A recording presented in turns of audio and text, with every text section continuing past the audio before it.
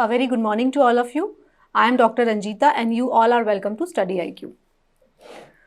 आज के इस लेक्चर में हम लोग पढ़ने जा रहे हैं क्लास 9 साइंस एनसीईआरटी के चैप्टर नंबर 3 के बारे में।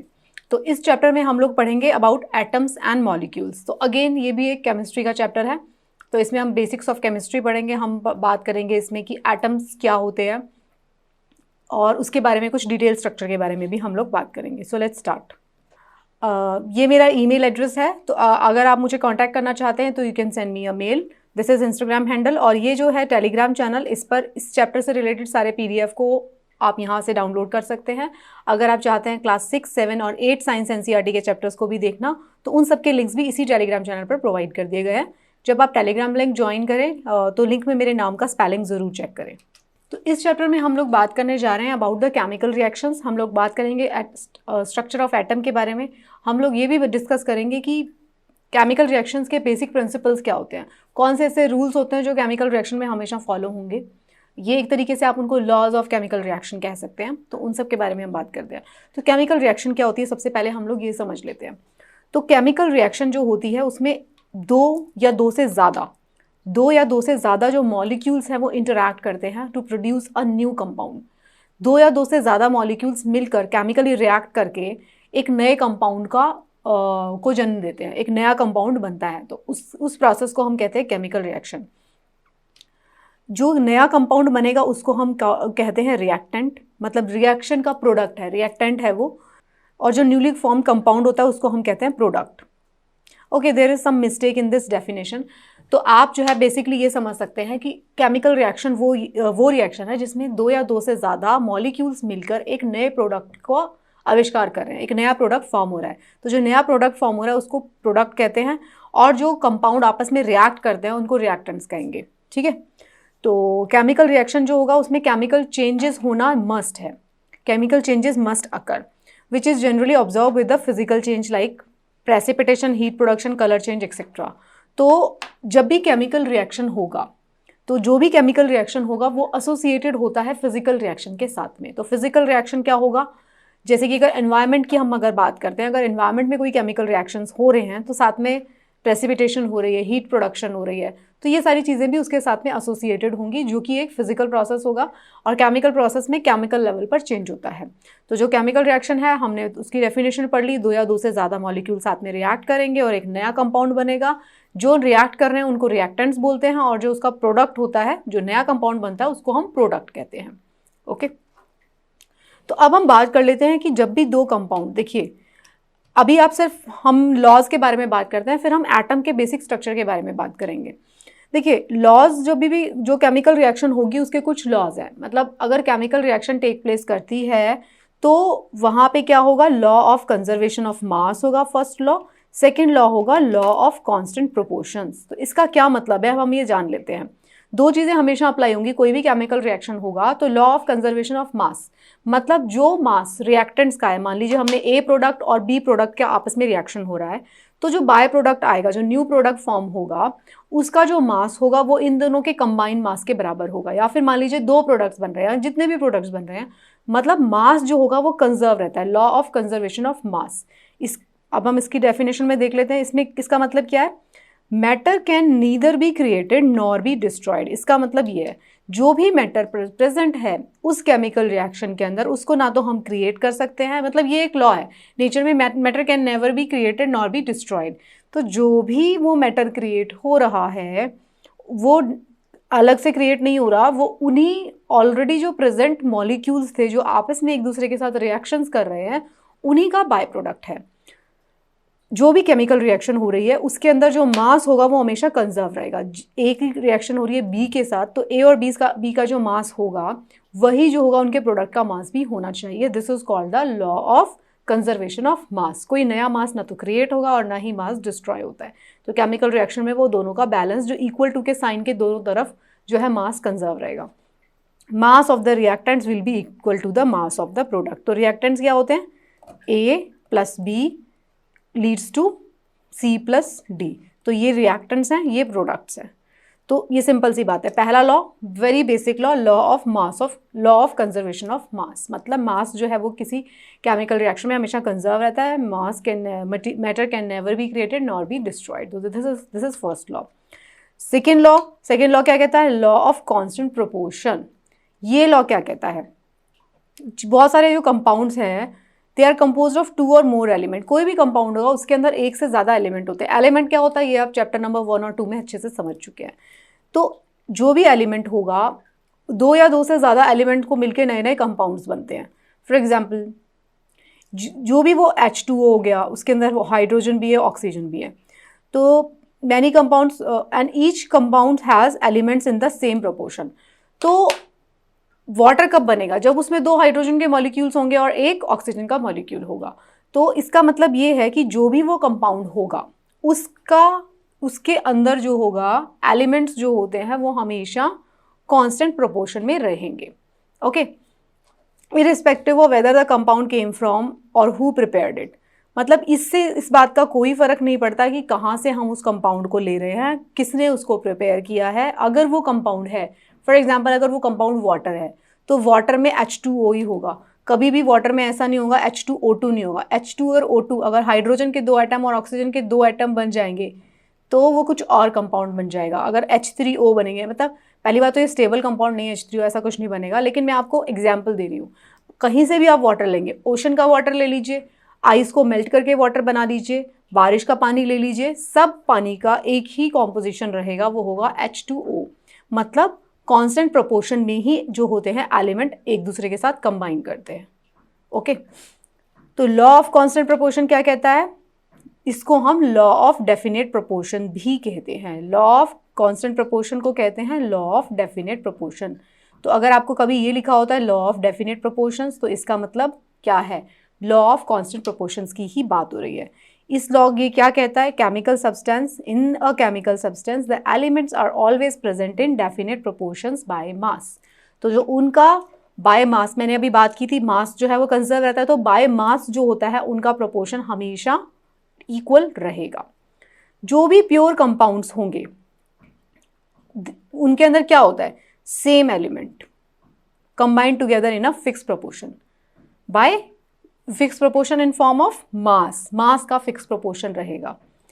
ठीक है, तो इसको हम कहेंगे लॉ ऑफ कांस्टेंट प्रोपोर्शन। तो आई होप आपको ये 2 लॉज बिल्कुल अच्छे से क्लियर हो गए हैं। केमिकल रिएक्शंस के 2 लॉ है, law of conservation of mass and law of constant proportion.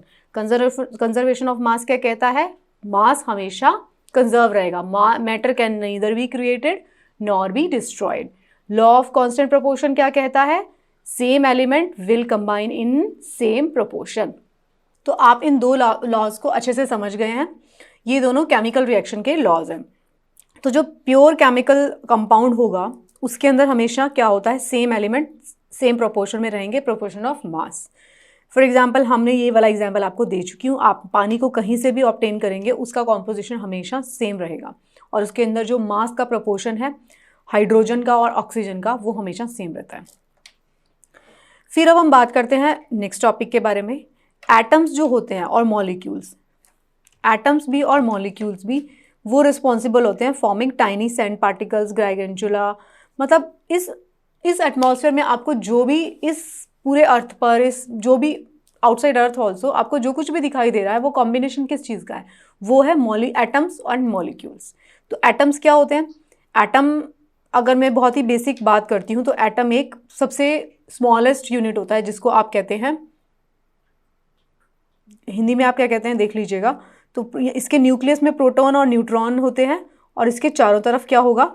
Electrons जो होंगे वो चक्कर काटते रहते हैं। ये स्मॉलेस्ट यूनिट होता है। जैसे कि फॉर एग्जांपल ऑक्सीजन जो होता है, ऑक्सीजन का एक एटम होगा, ऑक्सीजन का एक एटम होगा, उसके जो न्यूक्लियस होगा, एटम का एक न्यूक्लियस होता है, इसको आप एटम मान लीजिए, सबसे छोटा कण उसको आप एक मान लीजिए, उसके अंदर एक न्यूक्लियस होता है, उसके न्यूक्लियस में प्रोटॉन और न्यूट्रॉन रहते हैं और उसके चारों तरफ इलेक्ट्रॉन चक्कर लगाते हैं। तो पहले कुछ सालों पहले तक हम ये मानते थे कि एटम जो है उसको और फर्दर डिवाइड नहीं किया जाता था। पहले की अगर आप पुरानी किताबें देखेंगे तो उसमें लिखा होगा कि एटम इज़ नॉन डिविजिबल, उसको आप डिवाइड नहीं कर सकते। लेकिन ऐसा ये डेफिनेशन जो है उसको अब मॉडिफाई कर दिया गया है। जो स्मॉलेस्ट यूनिट है वो एटम नहीं है, उससे भी फर्दर स्मॉलेस्ट यूनिट हम जानते हैं, प्रोटॉन, न्यूट्रॉन, इलेक्ट्रॉन से बना होता है वो। तो एटम्स जो पार्टिकल्स होते हैं उसके प्योर पार्टिकल्स हैं। अलग अलग एटम्स जो हैं, एलिमेंट्स जो हैं वो कंबाइन हो जाते हैं। जैसे कि अगर ऑक्सीजन कंबाइन होता है CO2, मतलब कार्बन के एक एटम के साथ ऑक्सीजन के 2 एटम जब कंबाइन होते हैं तो क्या कंपाउंड बनेगा, क्या मॉलिक्यूल बन जाएगा, कार्बन डाइऑक्साइड का एक मॉलिक्यूल बन जाएगा। तो इस तरीके से मैंने क्रूड फॉर्म में आपको बताया, इस तरीके से केमिकल रिएक्शंस होती हैं। तो एटम्स और मॉलिक्यूल्स जो होते हैं वो दुनिया में आपको जितनी भी चीज़ें दिखाई दे रही हैं, लिविंग, नॉन लिविंग, हवा नहीं दिख रही, वो सब क्या चीज़ें हैं, वो सब के सब एटम्स एंड मॉलिक्यूल्स हैं। ओके, तो एटम क्या है, is the most fundamental unit of matter. जो भी मैटर आपको दिखाई दे रहा है, चाहे उसके अंदर मॉलिक्यूल्स हैं या फिर वो प्योर मैटर है, तो उसके अंदर वो किससे बना हुआ होगा, वो एटम से बना हुआ होगा। तो एटम क्या होगा, मोस्ट फंडामेंटल यूनिट। देखिए एटम को हमने डिवीजन करके दिखा दिया, इसके अंदर न्यूट्रॉन, प्रोटॉन है और यहाँ पे इलेक्ट्रॉन है, बट इलेक्ट्रॉन एक अलग से इलेक्ट्रॉन का एग्जिस्टेंस नहीं होता, वो अनस्टेबल हो जाएगा। Electron is a part of atom. तो एटम जो है वही एक मोस्ट फंडामेंटल यूनिट, हम अभी भी एटम को ही ट्रीट करते हैं। अगर हम उसका एक न्यूट्रॉन अलग से निकाल लेंगे, प्रोटॉन अलग से निकाल लेंगे, तो वो एक स्टेबल स्ट्रक्चर नहीं होता। We can do it in the lab, हम कर सकते हैं, लेकिन वो एक स्टेबल स्ट्रक्चर नहीं होता। अगर आपको स्टेबल देखना है तो एक एटम ही होता है जो कि एक स्टेबल होता है। एटम भी अगर मैं स्टेबल वर्ड को भी I will retrieve this word also, क्योंकि stability is also a misnomer, क्योंकि स्टेबल भी नहीं होता। या तो एक एटम के ऊपर पॉजिटिव चार्ज होगा या तो नेगेटिव चार्ज होगा, दोनों में से कोई चार्ज नहीं है। मान लीजिए उसकी वैलेंसी फुल है तो भी वो हमेशा दूसरे एटम्स के साथ जो है केमिकल रिएक्शन कर सकता है। ओके, तो एटम क्या है, most fundamental unit of matter, making up everything that we can see around us. हमें चारों तरफ जो भी चीज़ें दिखाई दे रही हैं वो सब किससे बनी हुई हैं, वो एटम से बनी हुई है। एटम कंबाइन होकर मॉलिक्यूल्स बन जाते हैं और मॉलिक्यूल डिफरेंट डिफरेंट मैटर बना रहे हैं। ये क्या है, एक्सट्रीमली स्मॉल है। इसका मेजरमेंट क्या होता है, measure in eight less than 0.1 से 0.5 नैनोमीटर्स जो है, इससे भी छोटे छोटे एटम्स होते हैं। तो एटॉमिक सिंबल जब हम यूज़ करते हैं तो उसमें हम 3 ये यूज़ करते हैं, एक्स यूज़ करते हैं, ए यूज़ करते हैं और जेड यूज़ करते हैं। देखिए ये सारी की सारी साइंस की यूनिवर्सल लैंग्वेज होती है। तो एक्स, सिंबल एक्स का मतलब यहाँ पे कुछ लिखेंगे तो वो क्या होगा, यूज़ एलिमेंटल सिंबल, वो उस एलिमेंट का जो भी सिंबल होगा। Atomic number A, atomic number की अगर हम बात करते हैं, ए हमने लिखा हुआ है तो वो एटॉमिक नंबर है। वो क्या होता है, नंबर ऑफ प्रोटॉन्स। मैंने क्या दिखाया था आपको, इधर जो न्यूट्रॉन और प्रोटॉन, ठीक है। तो नंबर ऑफ प्रोटॉन्स होते हैं, ये आपको याद रखना है। अगर आपको नंबर ऑफ एटॉमिक नंबर की बात की जा रही है तो उसका मतलब है नंबर ऑफ प्रोटॉन्स, ना कि इलेक्ट्रॉन्स। आप इसे कंफ्यूज मत करिएगा, क्योंकि आप आगे आगे फर्दर क्लासेस में देखेंगे और आपने पढ़ा भी होगा। जो भी एटम्स होते हैं उसके अंदर बहुत सारे एटम्स जो होंगे उसके अंदर क्या होगा, इलेक्ट्रॉन का जो नंबर है वो भी प्रोटॉन के नंबर्स के बराबर होगा। लेकिन जो एटॉमिक सिंबल है वो हमेशा नंबर ऑफ प्रोटॉन बताता है, ना कि नंबर ऑफ इलेक्ट्रॉन। हो सकता है दोनों सेम हो, मैक्सिमम केसेस में सेम ही होते हैं। प्रोटॉन इज इक्वल नंबर जो होता है वो इलेक्ट्रॉन के नंबर के ही बराबर है, लेकिन वो हमेशा प्रोटॉन का ही नंबर है। This you have to know. फिर मास नंबर होता है, एग्जैक्ट मास नंबर। इसमें क्या होता है, total number of protons and neutrons. अब इसमें भी आपको कंफ्यूज नहीं हो रहा है, वो total number of electrons plus neutrons नहीं होता, वो प्रोटॉन प्लस न्यूट्रॉन्स का नंबर होता है जो न्यूक्लियस में रहते हैं। अगर ये स्ट्रक्चर है एटम का तो इसके न्यूक्लियस के अंदर प्रोटॉन प्लस न्यूट्रॉन रहेगा, बाहर इसके इलेक्ट्रॉन रहेगा। मैं बार बार ये बेसिक स्ट्रक्चर बना रही हूँ so that you should not get confuse.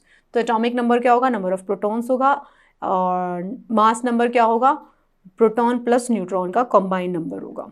ठीक है, ये सारी चीज़ें आपको धीरे धीरे आपको समझ में आएगा कि एटॉमिक नंबर और atomic number and mass number जो है इसका क्या सिग्निफिकेंस है। आगे आगे हम इसको समझेंगे नेक्स्ट चैप्टर्स में, इसी चैप्टर में भी और नेक्स्ट चैप्टर में भी।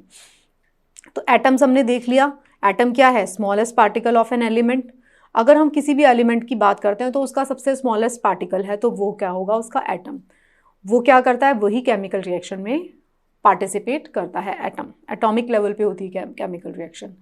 तो जो साइज़ है एटम का तो वो कितना होता है, ये हमेशा एटॉमिक रेडियस जो है वो नैनोमीटर्स में मेजर की जाती है। तो नैनोमीटर का क्या मतलब है, नैनोमीटर का मतलब है 1/10⁹, मतलब 1 metre is equals to 10⁹ nanometre. मतलब क्या है, 1 nanometre is equals to 10⁻⁻⁹ metres. इसको ये भी लिख सकते हैं, इसी का मतलब है ना, ये तो सिंपल मैथमेटिक्स है। 1/10 ये भी लिख सकते हैं इज इक्वल टू 1/1 इंटू 10⁻⁻9, 10⁻⁻9 भी लिख सकते हैं। तो ये सब एक ही मैथमेटिकल डेरिवेशन है, इसमें आप कंफ्यूज मत होना, सिंपल मैथ्स बता रही हूँ। तो एटॉमिक रेडियस हाइड्रोजन एटम की अगर हम बात करें तो 1 इंटू 10⁻⁻10 होती है, उसकी और भी छोटी एटॉमिक रेडियस। फिर हम जब भी किसी एटम के बारे में बात करते हैं, जब आप पीरियोडिक टेबल में देखेंगे तो हम अलग अलग एटम्स के लिए अलग अलग सिंबल्स हमने दिए हुए हैं। अभी तक हम 100 कुछ प्लस जो है एटम्स के बारे में जानते हैं। देखो मैं जब भी बात करूंगी, आपने मेरे लेक्चर्स में देखा होगा, मैं एब्सोल्यूट नंबर्स में बात नहीं करती, क्योंकि साइंस जो होती है वो हमेशा एवर चेंजिंग सब्जेक्ट है। आज आपने देखा कि भाई टोटल नंबर ऑफ एटम्स जो हैं, आपने कुछ भी लर्न कर लिया, 106 है, 108 है, 110 है, वो चेंज हो जाएगा कल। कोई नया एटम आ गया, कोई नया एलिमेंट आपने खोज लिया, नया एटॉमिक टेबल में एक और एलिमेंट ऐड हो जाता है। तो आप हमेशा अपने दिमाग में रखिए एक एब्सोल्यूट जो नंबर है उसको प्लस माइनस हो सकती हैं चीज़ें। तो सिंबल्स जितने भी एटम्स होते हैं, हम उनको पहचानने के लिए, हम उनको याद रखने के लिए उनको हम एक सिंबल दे देते हैं। ये डाल्टन ने प्रपोज किए हैं, ये जो हमारे साइंटिस्ट हैं डाल्टन, उन्होंने ये प्रपोज किए थे सिंबल्स। हम तो क्या कहते हैं, एक एक लेटर से उनको डिनोट करते हैं अलग अलग। जैसे आप ये देख सकते हैं, थोड़ा हिस्टोरिक है, आप देख सकते हैं, इसको हम यूज़ ऐसे फ्रीक्वेंटली नहीं करते, हिस्टोरिकली आप इसको देख सकते हैं, इस चार्ट को आप देख लेना। हम जो बात करते हैं, हम सिंबल्स की बात करते हैं, हम सिंबल्स की बात करते हैं। तो हाइड्रोजन को हम H लिखते हैं, helium He, carbon Cu copper, cobalt, chlorine, cadmium. तो ये मतलब इस तरीके से हम पूरी पीरियोडिक टेबल में 100 प्लस जितने भी एलिमेंट्स हैं उन सबको हमने डिफरेंट डिफरेंट सिंबल दिए हुए हैं। सिंबल लिखने का मतलब क्या होता है, मान लो मुझे लिखना है कैडमियम, तो मैं पूरा कैडमियम नहीं लिखूंगी, मैं CD लिख दूंगी। ठीक है, जैसे कि मैं बार बार ये लिख रही थी, ऑक्सीजन CO2 लिख रहे थे ना, कार्बन डाइऑक्साइड नहीं लिख के हम क्या लिख रहे हैं, CO2। CO2 के बारे में सब समझ जाएंगे, कार्बन डाइऑक्साइड है। ठीक है, NaCl क्या है, सोडियम क्लोराइड। तो मतलब आप सिंबल से सिर्फ समझ जाएंगे सोडियम क्लोराइड। ठीक है, डाई क्लोराइड नहीं है, ये सोडियम क्लोराइड है। तो ये डाई कब यूज़ करते हैं, बाई कब यूज़ करते हैं, ये सब हम धीरे धीरे सीख रहे हैं। This is the starting chapters of chemistry. तो इनको आप बहुत ध्यान से पढ़ लीजिएगा ताकि आपकी केमिस्ट्री का बेसिक जो है वो क्लियर होता जाए। तो अब हमने क्या बात कर लिया, जितने भी एलिमेंट्स हैं उनका जो स्मॉलेस्ट यूनिट है वो है एक एटम, और एटम जो है वही केमिकल रिएक्शन में पार्टिसिपेट करता है। एटम्स को हम डिनोट करने के लिए सिंबल्स का यूज़ करते हैं, जो हमने अल्फ़ाबेटिक सिंबल्स लिए हुए हैं। तो ये कुछ एग्जाम्पल दिए गए हैं। ठीक है, फिर अब हमने बात की थी डाल्टन के बारे में। जो हमारे साइंटिस्ट हैं डाल्टन, उन्होंने अपनी एक एटॉमिक थ्योरी दी। उन्होंने बताया एटम्स के बारे में स्टडी करके, he just read about the atoms at like बहुत ही ग्रेट लेवल पे उन्होंने स्टडी किया। तो उस टाइम पर उन्होंने अपनी एक एटॉमिक थ्योरी दी। तो वो एटॉमिक थ्योरी क्या कहती है, उसके पॉस्टुलेट्स क्या हैं, हम वो पढ़ लेते हैं। मैटर इज, उन्होंने कहा पहला पॉस्टुलेट क्या है, matter is made up of indivisible particles known as atom. अब जिस टाइम पे डाल्टन जो है उन्होंने बताया था, उस टाइम पे मैंने यही बात की थी क्लास स्टार्टिंग में, उन्होंने बोला था कि इनडिविजिबल है एटम्स, उन्होंने उनको इनडिविजिबल लगा एटम। बट अब हम जानते हैं कि हम एटम को भी डिवाइड कर सकते हैं। तो ये उस टाइम की थ्योरी है। तो हम ये नहीं कह सकते कि like he has not contributed much और he has given like wrong postulates. ऐसा नहीं होता साइंस में कभी भी। साइंस में हमेशा एक थीसिस बनती है, जो भी थीसिस बन जाएगी उसका एंटीथीसिस बनेगा और फिर एक न्यू थीसिस का फॉर्मेशन हमेशा होता रहता है। तो जो भी इस टाइम पे करेक्ट चीज़ें हैं, not only in science, like it is in so many सब डिसिप्लिन्स, बहुत सारे डिसिप्लिन्स में ये होता है, वो स्टैग्नेशन नहीं आते हैं उसमें। एक थ्योरी दिया तो उसके ऊपर फिर फर्दर रिसर्च चलती रहती है और उसकी एडवांसमेंट होती रहती है। तो हो सकता है वो थ्योरी को लेटर ऑन मॉडिफाई कर दिया जाए। तो ये से सब चीज़ें हमेशा चलती हैं। ये फर्स्ट पॉस्टुलेट था। फिर सेकेंड उन्होंने बोला प्रॉपर्टीज जो होती हैं of all atom of a given element are same. अब एक एलिमेंट बना है, फॉर एग्जांपल ऑक्सीजन है, तो ऑक्सीजन के हर एक एटम, चाहे आप ऑक्सीजन सब ब्राज़ील में जाके उठा लो, चाहे आप ऑक्सीजन जो है म्यांमार में से उठा लो, तो आपको क्या मिलेगा, उसके जो एलिमेंट का सेम प्रॉपर्टीज होगा, वो ऑक्सीजन सेम रहेगा। ओके, तो properties of all atoms of a given element are same. उनका मास भी सेम और उनके बाकी के प्रॉपर्टीज भी सारे सेम रहते हैं। This can also be stated as all the atoms of an element have identical mass and chemical properties. उनका मास सेम रहेगा, उनके केमिकल प्रॉपर्टीज भी सेम रहेंगे हमेशा। Atoms of different element have different mass and chemical properties. तो ये एक बड़ा इंपॉर्टेंट है जो आपको समझना पड़ेगा कि जितने भी एटम्स होते हैं एक एलिमेंट के, उनके केमिकल प्रॉपर्टीज हमेशा सेम रहेंगे, उनका मास हमेशा सेम रहेगा अगर वो एलिमेंट सेम है और वो एटम जो है उसी एलिमेंट से बिलोंग करता है। If that atom is, I am taking the example of oxygen, तो वो एटम अगर ऑक्सीजन का है तो उसका प्रॉपर्टी थ्रू आउट सेम रहेगा। फाइन। थर्ड क्या है, atoms of different element combine in fix ratios to form a compound. ये हमने पढ़ लिया था, लॉ ऑफ कांस्टेंट प्रोपोर्शन। जितने भी एलिमेंट्स बने हुए हैं, उन जितने भी एलिमेंट्स हैं, जब वो कंबाइन करके डिफरेंट डिफरेंट कंपाउंड बनाते हैं तो हमेशा वो सेम प्रोपोर्शन में कंबाइन होंगे। चाहे आप वाटर की बात कर लो सर, CO2 की बात कर लो, C6H12O6, मतलब आप ग्लूकोज की बात कर लो, तो सेम प्रोपोर्शन में हमेशा कंबाइन होंगे एटम्स, सेम प्रोपोर्शन में। तभी हम बता सकते हैं कि भाई ये एक डिफरेंट तरीके का कंपाउंड है। उस कंपाउंड के जो प्रोपोर्शन ऑफ एलिमेंट्स जो रहेगा, प्रोपोर्शन किस चीज़ का रहेगा, मास का रहेगा। तो जो proportion of mass of those elements which are forming a new molecule और एलिमेंट, न्यू कंपाउंड, तो उसके अंदर जो होता है एलिमेंट का प्रोपोर्शन हमेशा सेम रहता है। This we have already started. तो ये डाल्टन जो हैं उन्होंने भी बताया था। नेक्स्ट क्या था, atoms are neither created nor destroy. ये भी हम जानते हैं, law of conservation of mass है ये। कोई भी मैटर जो होगा, मैटर नहीं क्रिएट होगा तो इसी वजह से एटम्स भी नहीं क्रिएट होंगे। मैटर किस चीज़ से बनता है, वो अल्टीमेटली एटम से ही बन रहा है। तो atoms are neither created nor destroyed. ये एक बहुत इंपॉर्टेंट है, मतलब एक ही तरीके का एटम जो है वो केमिकल रिएक्शन कर करके डिफरेंट डिफरेंट बनते जा रहे हैं, नए एटम्स नहीं बन रहे हैं। उन्होंने बताया जो नए प्रोडक्ट फॉर्म होते हैं, कंपाउंड जिनको हम कह रहे हैं, result of the rearrangement of the existing atoms. ये देखिए कितनी ब्यूटीफुल बात है, मतलब आप अगर इस लाइन को समझने की कोशिश करेंगे ना, so like those who are reading it in like, जो मेरी क्लासेस को स्टार्टिंग से फॉलो करें, आपको समझ में आएगा कि साइंस जो है वो ही रिलेटेड है फिलॉसफी से, वो ही रिलेटेड है स्पिरिचुअलिटी से। मतलब ऐसा कुछ नहीं है इसमें। आप हमेशा देखेंगे कि एटम्स जो है ना, वो ये केमिस्ट्री का, मतलब ये साइंस का एक पॉस्टुलेट है कि एटम्स नए क्रिएट नहीं होंगे, ना ही डिस्ट्रॉय होंगे। मैटर नहीं डिस्ट्रॉय होता, वो हमारा मैटर जो है लॉ ऑफ कंजर्वेशन ऑफ मास का प्रिंसिपल है, कभी नहीं होगा। एक फॉर्म से दूसरा फॉर्म चेंज हो रहा है, हम हमेशा बार बार पढ़ रहे हैं। एक जो पेड़ है वो बड़ा हो रहा है, लास्ट में वही जो पेड़ है जो वो खत्म हो जाएगा, वो मिट्टी में मिल जाएगा। मतलब अलग अलग तरीके के प्रोड्यूसर है, फिर primary consumer, secondary consumer, tertiary consumer, फिर डीकम्पोजर। डीकम्पोजर्स जो होंगे उसको डीकम्पोज करके वापस किस में मिला दें, मिट्टी में मिला देंगे। मिट्टी में वो सारे एलिमेंट्स दोबारा चले गए, मिट्टी से फिर से वो हुए, या नेचर में चले गए, मिट्टी में चले गए। अल्टीमेटली अगर आप देखेंगे केमिस्ट्री के लेवल पर देखेंगे, एनवायरनमेंट के लेवल पर देखेंगे, तो कोई नई चीज़ नहीं बन रही। और यही हमारी स्पिरिचुअलिटी कहती है। मतलब फिलॉसफी भी अगर आप पढ़ेंगे so you will get to know that अलग अलग जो होते हैं, एक स्टेज से दूसरी स्टेज में चीज़ें चेंज हो रही हैं। पहली स्टेज थी, फिर वो दूसरी स्टेज बनती है, वो डिफरेंट स्टेज में चेंज हो जाती है। तो मतलब अगर आप साइंस को हॉलिस्टिकली पढ़ेंगे तो आपको पता चलेगा कि साइंस जो है हर एक चीज़ से रिलेटेड है, आप हर एक चीज़ को इंटर रिलेट कर पाएंगे। सो दिस इज, मतलब I found this postulate to be like mind blowing postulate है, मुझे पर्सनली बहुत पसंद आता है।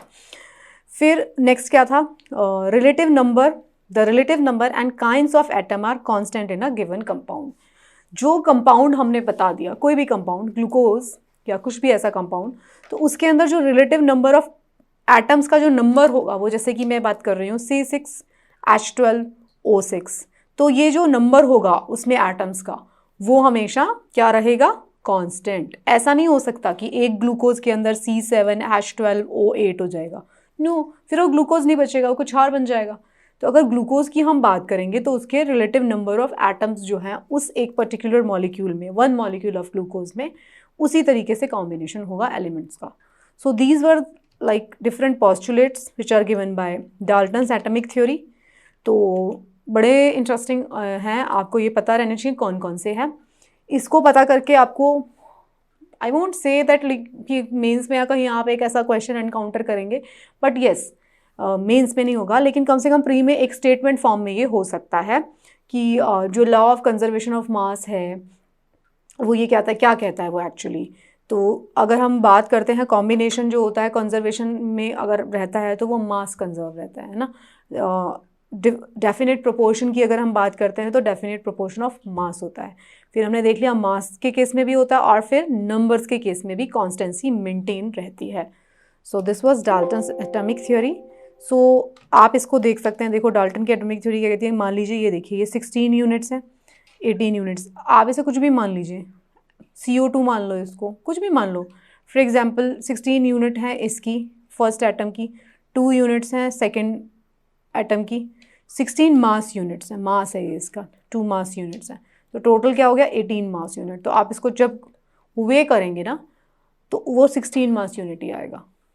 ठीक है, मैटर जो होता है हमेशा कंजर्व रहेगा। फिर हम बात करते हैं next topic which is atomic mass and atomic mass unit. देखिए ये बड़ा इंटरेस्टिंग चैप्टर है, आई होप आप अपनी फुल कॉन्सेंट्रेशन के साथ इसको देख रहे हैं। एटॉमिक मास क्या होता है? एटॉमिक मास होता है total of the masses of what? Electron, neutron and proton in a atom और in a group of atom, the average mass. Mass of an atomic particle is called the atomic mass. Atomic mass की बात हो रही है, atomic mass number की बात नहीं हो रही है, एटॉमिक मास की बात हो रही है।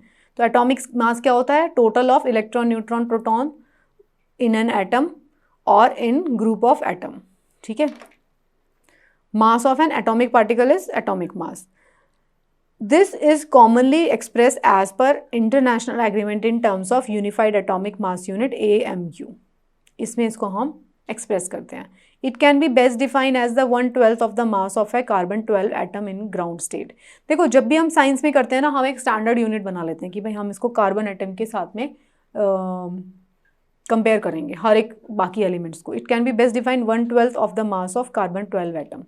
तो कार्बन 12 जो एटम है उसका 1/12 जो मास है उसको हमने मान लिया है 1 AMU, एटॉमिक मास यूनिट, उसको हमने माना।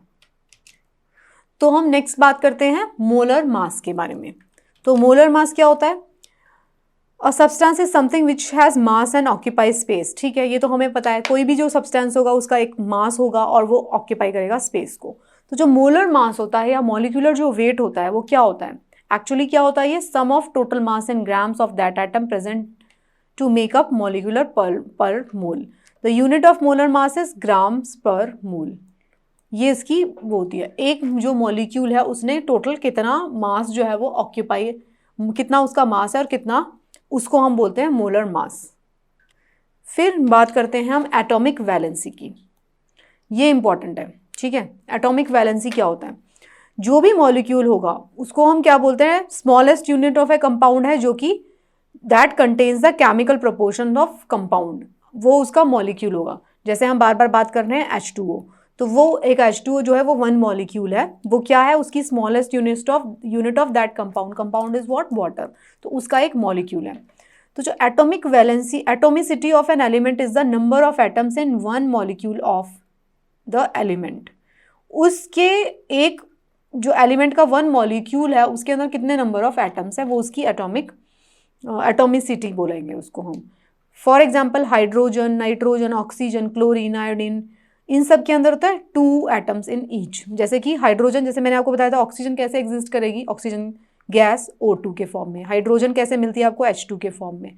सिमिलरली क्लोरीन भी। तो इन सब में क्या होगा? 2 atoms in each of their molecule. उनका खुद का जो मॉलिक्यूल होगा सिंगल एटम के फॉर्म में नहीं रहता, वो 2 एटम्स कंबाइन होके रहते हैं, तो उसको हम बोलेंगे मॉलिक्यूल्स की एटोमिसिटी। तो एटोमिसिटी क्या है? Of hydrogen, nitrogen, oxygen, chlorine, bromine is 2 each, उसकी सबकी 2 ईच है, यही लिखा हुआ है 2 बार। तो दोनों में 2-2 एटम्स क्योंकि हमेशा रहते हैं, 2 एटम्स कंबाइन होके। तो जब 2 एटम्स कंबाइन होके रहते हैं तब उसे हम क्या कह रहे हैं? हमें उसको एटोमिसिटी कह रहे हैं उस पर्टिकुलर मॉलिक्यूल की। मतलब उस पर्टिकुलर मॉलिक्यूल में कितने नंबर ऑफ एटम्स उसमें रहते हैं, ये हम बताते हैं। फिर अब हम बात कर रहे हैं स्ट्रक्चर ऑफ एन एटम। तो अब हमने देख लिया एटम किसके होते हैं, 3 पार्टिकल्स होंगे एटम में। ये देखिए, ये अगर एटम है तो इसके अंदर, इसके न्यूक्लियस के अंदर ये पूरा का पूरा इतना बड़ा एटम है, तो इसके न्यूक्लियस के अंदर क्या है? इसके अंदर प्रोटॉन है, इसके अंदर न्यूट्रॉन है, और ये क्या घूम रहे हैं? इलेक्ट्रॉन्स, जो मैंने आपको बार बार बना के दिखाया था। ये अगर एक एटम है तो इसका ये न्यूक्लियस है और इसके अंदर क्या है, प्रोटॉन्स एंड न्यूट्रॉन्स, और बाहर क्या चक्कर लगा रहे हैं, इलेक्ट्रॉन्स। ऐसे चक्कर लगाते रहेंगे इसके चारों तरफ। तो ये एक स्ट्रक्चर होता है किसका, एटम का। तो एटम में क्या होगा, एटम के अंदर 3 तरीके के पार्टिकल्स हैं, इलेक्ट्रॉन, प्रोटॉन, न्यूट्रॉन, और सेंटर ऑफ द एटम जिसको क्या कहते हैं, न्यूक्लियस कहते हैं। न्यूक्लियस ऑफ एटम में क्या होता है, whole mass of an atom, पूरा उसका मास जो होता है वो उसी के अंदर रहता है। इलेक्ट्रॉन्स के अंदर जो होता है वो शेल्स में इधर उधर घूमते रहते हैं। इलेक्ट्रॉन्स के अंदर जनरली उतना मास नहीं होता, प्रोटॉन्स और न्यूट्रॉन्स में होता है, तो वो पूरा का पूरा मास यहाँ पे उसका कंबाइंड रहता है सेंटर में। तो ये स्ट्रक्चर ऑफ एटम था, बेसिक स्ट्रक्चर। तो ये अब आप समझ गए होंगे बेसिक स्ट्रक्चर में। फिर अब हम, ये आप यहाँ से डायग्राम देख लिया आपने। फिर अब हम बात करते हैं वैलेंसी की। अब वैलेंसी क्या होती है, valence electrons are those electrons which are present in the outer most orbit of an atom. अब यहाँ से आप थोड़ा सा, मुझे आपकी अटेंशन चाहिए, आपको जो है थोड़ा यहाँ पे ज़्यादा ये डालना पड़ेगा, थोड़ा सा अटेंशन देना पड़ेगा। अब आपको सबसे पहले ये समझना पड़ेगा कि जब भी हम किसी एटम की बात करते हैं तो प्रोटॉन, न्यूट्रॉन इसके न्यूक्लियस में रहेगा, इसके बाहर शेल्स होती हैं, इनको हम शेल्स बोलते हैं। एक एक शेल होते हैं, जैसे फर्स्ट शेल है तो फर्स्ट शेल में कितने इलेक्ट्रॉन्स रह सकते हैं, 2 इलेक्ट्रॉन्स रह सकते हैं। नेक्स्ट शेल में 8 रह सकते हैं। तो मतलब उस शेल की कैपेसिटी है। आप इसको ये समझ सकते हैं कि आपका घर है, मान लीजिए आपका ये घर का बिल्कुल सेंटर पार्ट है, कुछ भी मान लीजिए सेंटर पार्ट, पूजा घर, किचन, जो भी मानना चाहते हैं। आपके इस फर्स्ट रूम के अंदर सिर्फ 2 ही लोग रह सकते हैं, ठीक है।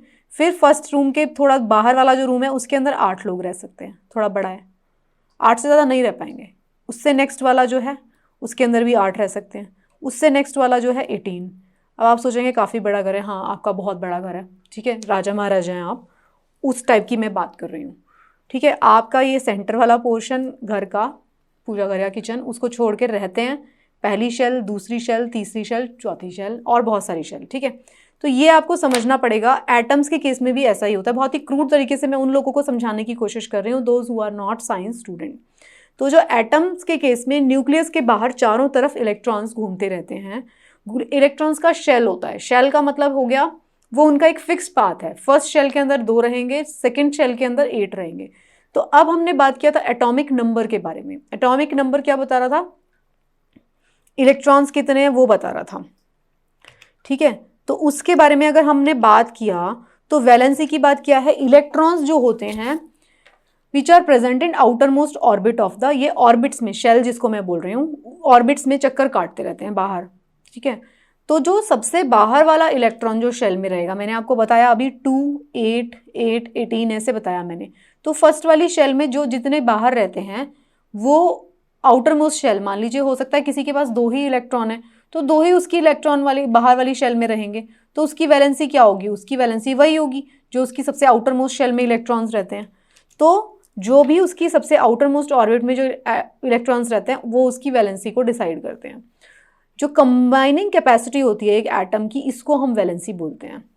अब कैसे ये डिसाइड हुई है कंबाइनिंग कैपेसिटी, देखिए मैंने आपको बताया कि 2, 8, 8, 18 इस तरीके से है। मान लीजिए कोई एटम है जिसके अंदर, मान लीजिए लिथियम है एक, इसके अंदर तो 2 हो गए। पहली शेल में हमेशा 2 ही आएंगे, कोई भी एटम हो जाए, उसके जितने उसके अंदर इलेक्ट्रॉन्स हो सकते हैं उसके अकॉर्डिंग पहली शेल में हमेशा 2 ही आएंगे। तो 2 आ गए। मान लीजिए लिथियम का है एटम, तो लिथियम के केस में क्या होगा, 2 एटम इसमें, 2 इलेक्ट्रॉन्स इसमें आ गए पहली शेल में। नेक्स्ट शेल में क्या होगा, 1 इलेक्ट्रॉन्स आ जाएंगे, 1 इलेक्ट्रॉन। तो अब नेक्स्ट शेल में 1 इलेक्ट्रॉन है, तो अब वो क्या करते हैं, आप इसको इस तरीके से समझ लीजिए कि ये जो नेक्स्ट वाला जो शेल है, घर की बात हो रही है, काफ़ी बड़े घर की बात हो रही है, उस घर को रन करने के लिए फॉर एग्जांपल एनर्जी चाहिए होती है हर एक रूम को रन करने के लिए।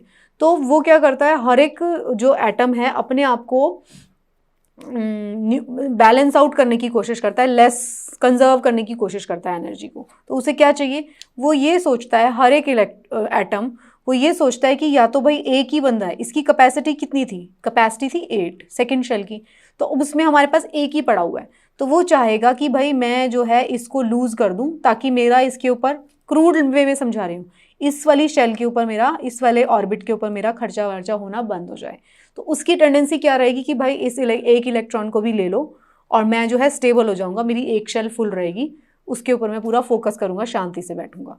तो उसकी वैलेंसी कितनी हो गई, उसकी वैलेंसी रहेगी, उसकी टेंडेंसी रहेगी कि इस वाले इलेक्ट्रॉन को वो लूज कर दे, क्योंकि 7 एटम्स को, 7 इलेक्ट्रॉन्स को गेन करना तो मुश्किल काम है। किसी से 7 इलेक्ट्रॉन्स आप मांगोगे कि 7 लोग दे दो मुझे, मेरा ये वाला ऑर्बिट फुल हो जाए, तो वो थोड़ा मुश्किल हो जाता है। तो एक एटम, एक इलेक्ट्रॉन को लूज करना एक एटम के लिए, that is easier. I hope समझ में आ रहा होगा आपको। तो कंबाइनिंग जो कैपेसिटी होती है वो उसको हम वैलेंसी बोलते हैं। हम कंबाइनिंग कैपेसिटी में किस तरीके से डिटर्मिनेशन होती है, धीरे धीरे आप समझते जाएंगे। जैसे मैंने लिथियम के केस में बता दिया, एक इलेक्ट्रॉन जो है वो आउटर शेल में है, तो वो एक इलेक्ट्रॉन जो होगा वो हमेशा लूज करने की टेंडेंसी रहेगी। मान लीजिए 4 होते हैं किसी के आउटर में, तो उसकी प्लस माइनस दोनों रहेगी, मतलब वो लूज भी कर सकता है 4, वो गेन भी कर सकता है 4, जो भी उसको मिल जाए। कोई ऐसा पर्सन मिल जाए, कोई ऐसा एटम मिल जाए जो उसे 4 देना चाहे, कोई ऐसा एटम मिल जाए जो उसको 4 उसके लेना चाहे, वो दोनों के साथ कंबाइन होने की कोशिश करेगा। मतलब हमेशा सारे एटम्स को क्या करना है, एटम्स को कंबाइन होना है। तो लिथियम किसके साथ कंबाइन होने की कोशिश करेगा, जो उसका एक इलेक्ट्रॉन ले ले, कोई भी हो सकता है वो। फॉर एग्जाम्पल हाइड्रोजन, हाइड्रोजन के आउटर शेल में एक ही इलेक्ट्रॉन है, तो वो क्या करेगा, वो बोलेगा या तो मेरा एक ले लो या तो मुझे एक दे दो, तो वो लिथियम के साथ कंबाइन होगा, हो सकता है वो इसका एक इलेक्ट्रॉन जो उसकी आउटर शेल में पड़ा हुआ है उसको ले लेगा और दोनों स्टेबल हो जाएंगे स्ट्रक्चर। तो this is like crude way में मैं समझा रही हूँ आपको। तो जो number of bonds that can atom can form as part of compound is express by the valency of the element. तो उसकी वैलेंसी के ऊपर डिपेंड करता है कि भाई कितनी उसकी आउटर मोस्ट शेल के अंदर कितने इलेक्ट्रॉन्स प्रेजेंट हैं, वो उसकी वैलेंसी है। तो वैलेंसी आउटर मोस्ट शेल में कितने इलेक्ट्रॉन्स हैं वो उसकी वैलेंसी डिसाइड करता है। वो पॉजिटिव भी हो सकती है, नेगेटिव भी हो सकती है, उसको लेने भी पड़ सकते हैं, उसको देने भी पड़ सकते हैं। अल्टीमेटली क्या हो रहा है, उसको स्टेबलाइज होना है। फिर हम बात करते हैं कंसेप्ट ऑफ वैलेंसी के बारे में और डिटेल में। जो नोबल गैसेज होती हैं वो completely filled outer most shell. अब मैंने आपको बताया कुछ ऐसे हो सकते हैं जिनका नंबर आप आगे बढ़ता जाएगा ना एक एक करके, तो कोई ऐसे एटम भी हो सकते हैं जिसकी फर्स्ट शेल में 2 पूरे फुल हैं, नेक्स्ट शेल में भी 8 पूरे फुल हैं। वो कहता है भैया मैं एकदम स्टेबल हूँ, मुझे ना तुम्हें देना है ना मुझे तुमसे लेना है कोई भी इलेक्ट्रॉन। तो वो क्या होते हैं, वो जैसे नोबल गैसेस, वो जो होते हैं उनकी कंप्लीट होती है आउटर मोस्ट शेल, तो उसकी वजह से क्या होता है, लीस्ट रिएक्टिव। वो बोलते हैं हमें नहीं चाहिए करनी किसी के साथ भी रिएक्शन, क्योंकि हम बहुत खुश हैं, हमारे जो आउटर मोस्ट शेल है वो कंप्लीट है। जो दूसरे एलिमेंट्स हैं जिनकी depends upon their ability to attain the noble gas configuration, वो हमेशा कोशिश करते हैं कि वो भी ऐसी स्टेज में आ जाएं जिसमें कि उनकी आउटर मोस्ट शेल जो है वो फुल हो जाए। फुल कैसे होगी, या तो वो आउटर वाली मोस्ट शेल को शेड ऑफ कर दें या तो वो उसको और इलेक्ट्रॉन लेके कंप्लीट कर ले। ठीक है, थोड़ा थोड़ा आपको समझ में आ रहा होगा।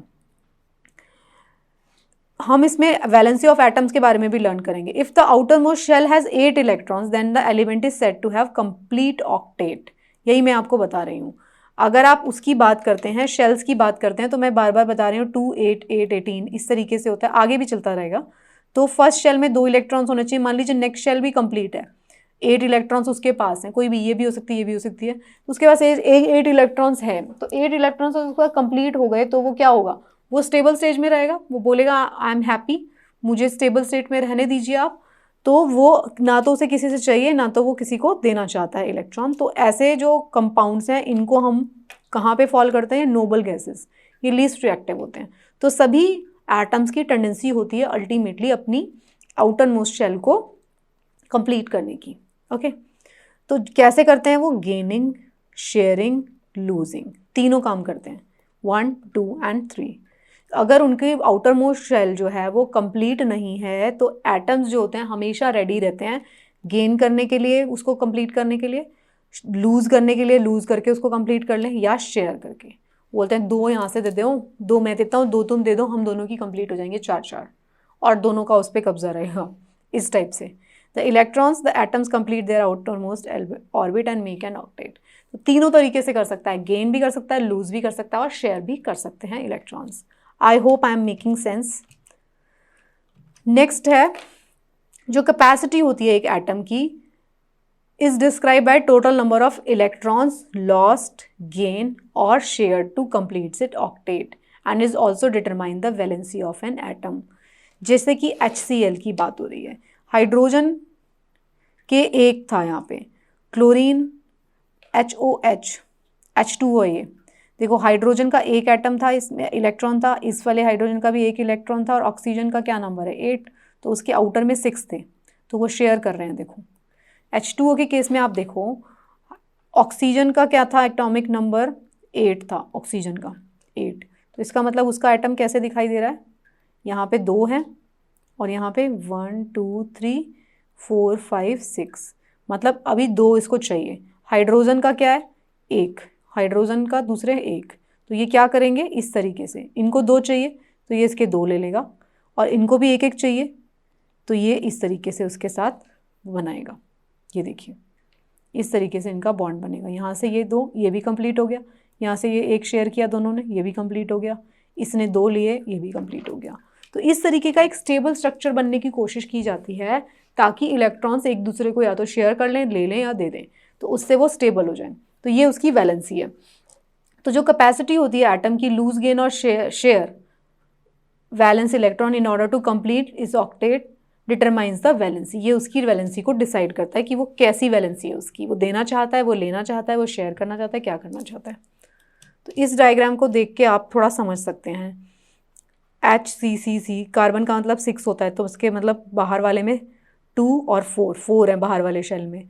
हाइड्रोजन का तो आपको पता है 1 नंबर है, तो 1 1 1 1 सबके साथ शेयर करेगा, इसका 1 इसका 1 इसका 1 4, और इसका भी 4 नंबर, 4 + 4 8 हो जाएगा, और इनका भी 2। फर्स्ट शेल है ना, हाइड्रोजन के केस में फर्स्ट शेल है, तो फर्स्ट शेल का 2 होता है ना नंबर, तो हाइड्रोजन एक एक एटम करके अपना 2 फर्स्ट शेल को कंप्लीट करता है।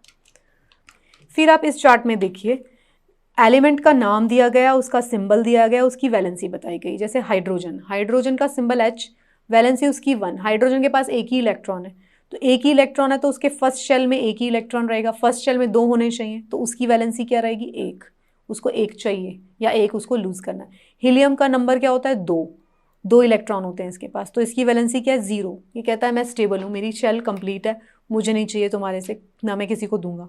लिथियम के केस में मैंने बताया था 3 था इसका एटॉमिक नंबर, तो इसके केस में वैलेंसी 1 है, फर्स्ट शेल कंप्लीट है 2 1, फर्स्ट शेल खाली है, तो इसकी वैलेंसी 1 है, मतलब वैलेंसी प्लस में 1 है। ये बोलता है कि भाई मेरा जो ये वाला इलेक्ट्रॉन जो है आप ले लो। बेरिलियम क्या है, इसकी 2 है, 2 प्लस में, वो भी कहता है आप भी ले लो, क्योंकि फर्स्ट शेल को कंप्लीट करने के लिए कितने इलेक्ट्रॉन्स चाहिए 8, तो 8 तो कोई देने से रहा, तो वो क्या करता है प्लस में बोलता है कि आप मेरी ले लो, ये वाला इलेक्ट्रॉन्स ले लो आप मेरी, ताकि ये आप जो शेल है वो कंप्लीट हो जाए। तो इस तरीके से वैलेंसीज डिसाइड होती हैं।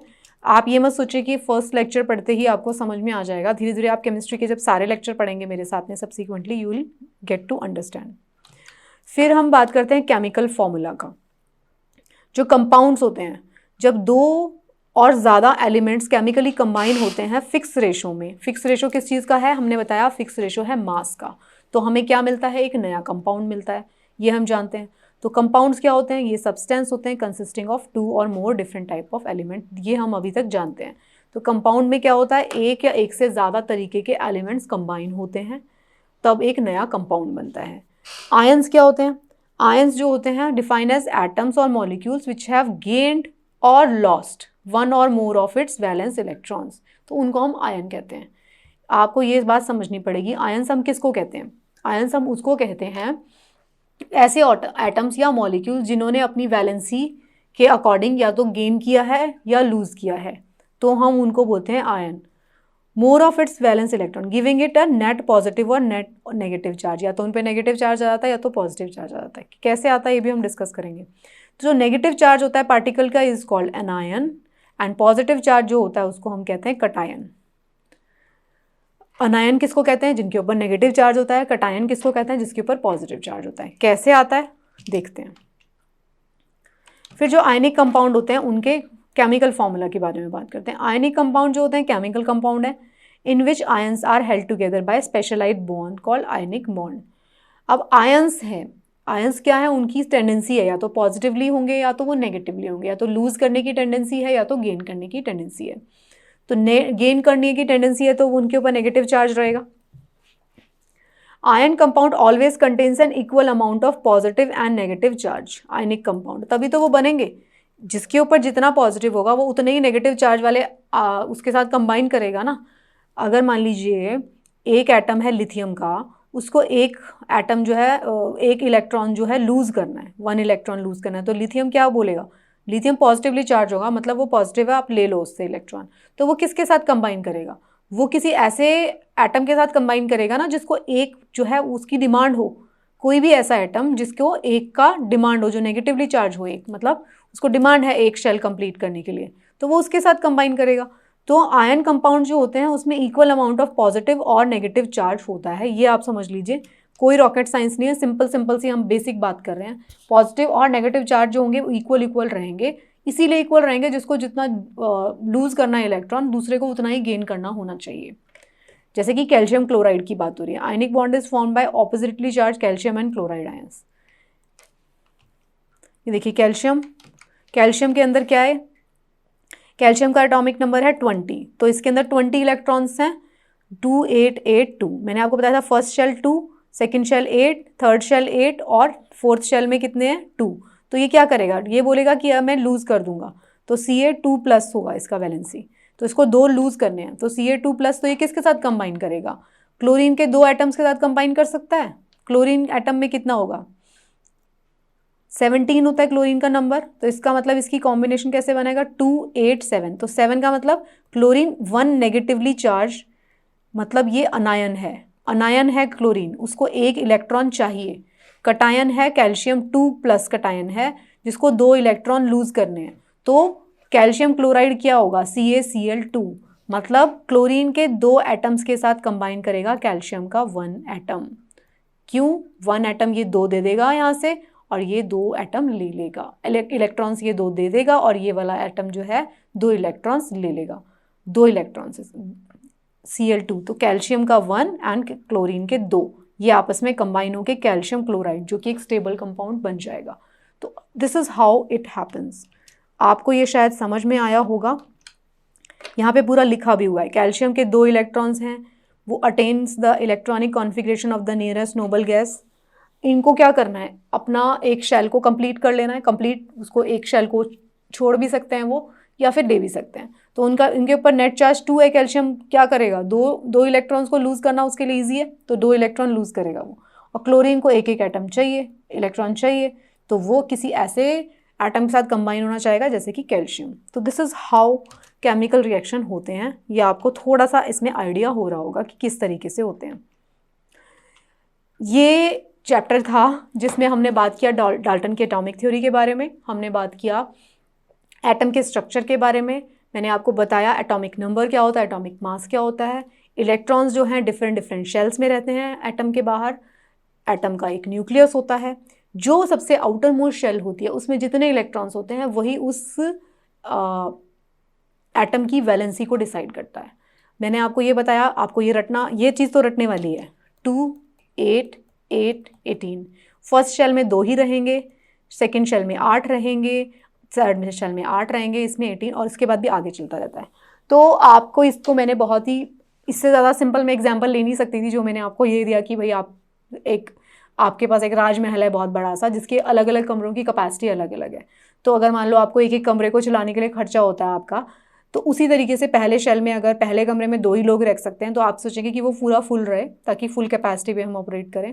सेकंड रूम में 8 लोग रह सकते हैं, तो अगर मान लीजिए 1 रहता है या 2 रहते हैं तो आप क्या सोचेंगे, आप सोचेंगे ये लोग जाएं जल्दी से ताकि इस वाले रूम का हम जो है खर्चा वर्चा मेंटेन ठीक से कर पाएँ। तो उसी तरीके से एटम्स जो हैं वो भी अपनी वैलेंसी डिसाइड करते हैं, उनको एक स्टेबल स्ट्रक्चर में आना है। कैसे स्टेबल स्ट्रक्चर में, उनको नोबल गैसेस वाले स्टेबल स्ट्रक्चर में आना होता है। So this is how I tried from my side to make this topic as easy as possible. मैंने कोशिश की कि आपको ईजी तरीके से समझ में आ जाए। आई होप आपको ईजी तरीके से समझ में आया भी होगा। जिन लोगों को नहीं आया तो काइंडली वो ज़रूर रिवाइज कर लें इस चैप्टर को, और जैसे जैसे हम आगे बढ़ेंगे हम और एडवांस कंसेप्ट पढ़ेंगे। तो this is like strong advice from my side कि आप आगे वाले 9th क्लास के इन केमिस्ट्री के चैप्टर्स को ज़रूर देख लें अगर आप हायर केमिस्ट्री को अच्छे से अंडरस्टैंड करना चाहते हैं। So thank you so much and best of luck for your preparation.